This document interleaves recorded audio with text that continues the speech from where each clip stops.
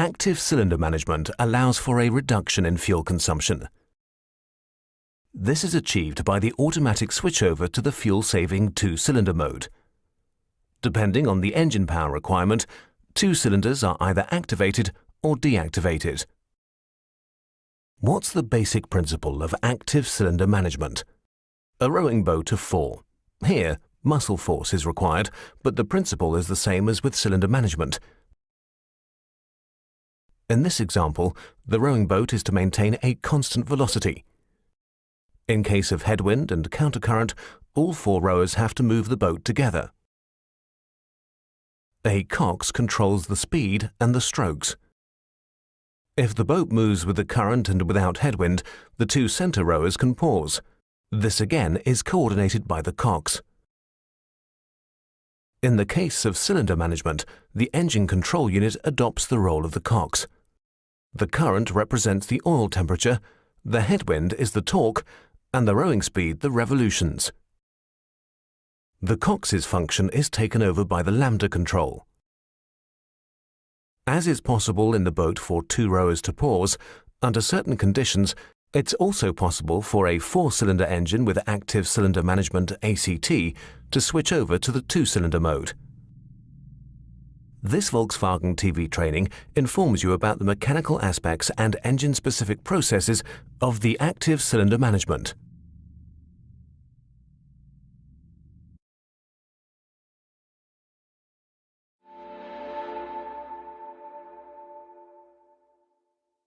Active cylinder management is applied in the 4-cylinder TSI inline engine with the following technical data. Displacement of 1.4 litre. Output of 103 kilowatts. Torque of 250 Newton meters. Fuel consumption of 4.7 litres per 100 kilometers with the 6-speed manual gearbox and 4.5 litres per 100 kilometers with the 7-speed DSG. The multifunction display shows the driver when driving in 2-cylinder mode. When driving in 4-cylinder mode, the display will clear. In the new European driving cycle, in short NEDC, active cylinder management reduces the engine's fuel consumption by up to 0.4 litres. In city driving, the engine consumes up to 20% less fuel. The engine with cylinder deactivation is characterized by 4 actuators attached outside. How do they work? There are external sliding grooves on the 2 assembled camshafts at cylinders 2 and 3. This is where the cam pieces with inside sliding grooves are attached. The teeth of the cam pieces and the camshafts allow the cam pieces for the cylinders 2 and 3 to be moved in a longitudinal direction. And that's how sliding works. Depending on the sliding direction, the corresponding metal pin of the actuators drops into the designated sliding groove. The cam piece inevitably slides in a longitudinal direction, and the metal pin is returned into the actuator by means of the reset ramp. Exhaust is emitted. The exhaust valves are closed. Fresh air is taken in and the inlet valves are closed. Injection and ignition are deactivated.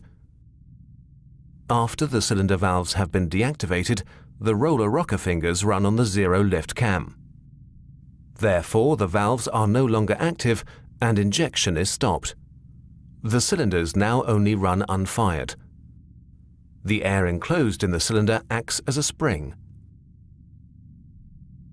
At higher loads, the other metal pins are actuated. They slide the cam pieces in the opposite direction. Now, the roller rocker fingers run on the standard lift cams again, and all 4 cylinders are fired.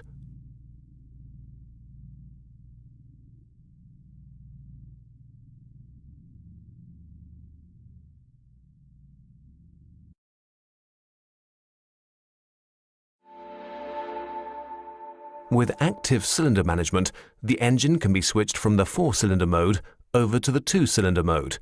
This is done under the following conditions. The engine speed is roughly between 1,250 to 4,000 rpm.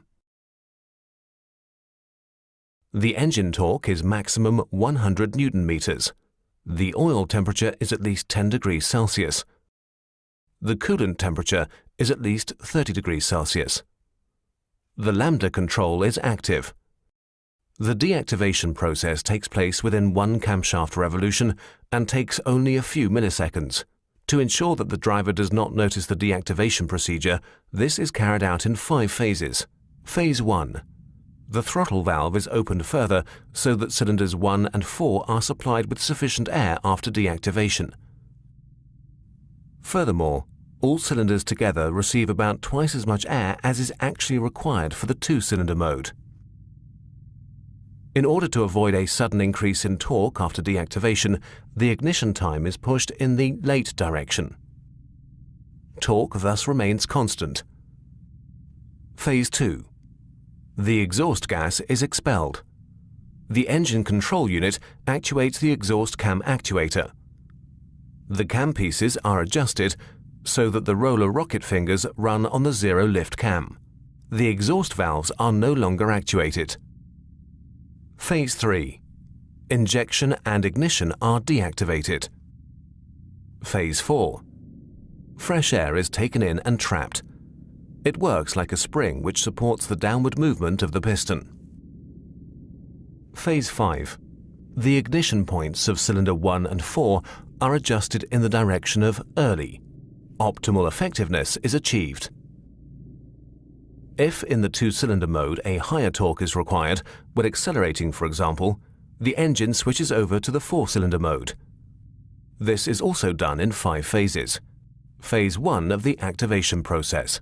The engine control unit actuates the exhaust cam actuators.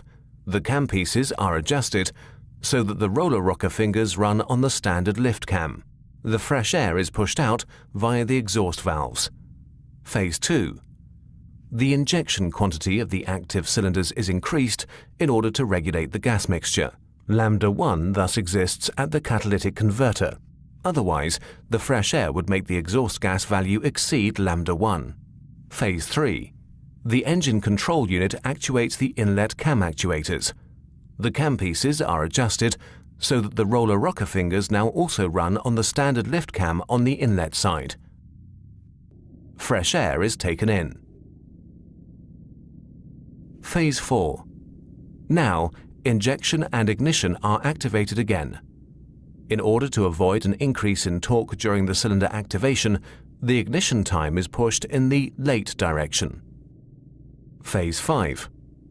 For the same reason, the throttle valve is closed further. Finally, the ignition point for all cylinders is adjusted to the early position. Optimal effectiveness is achieved.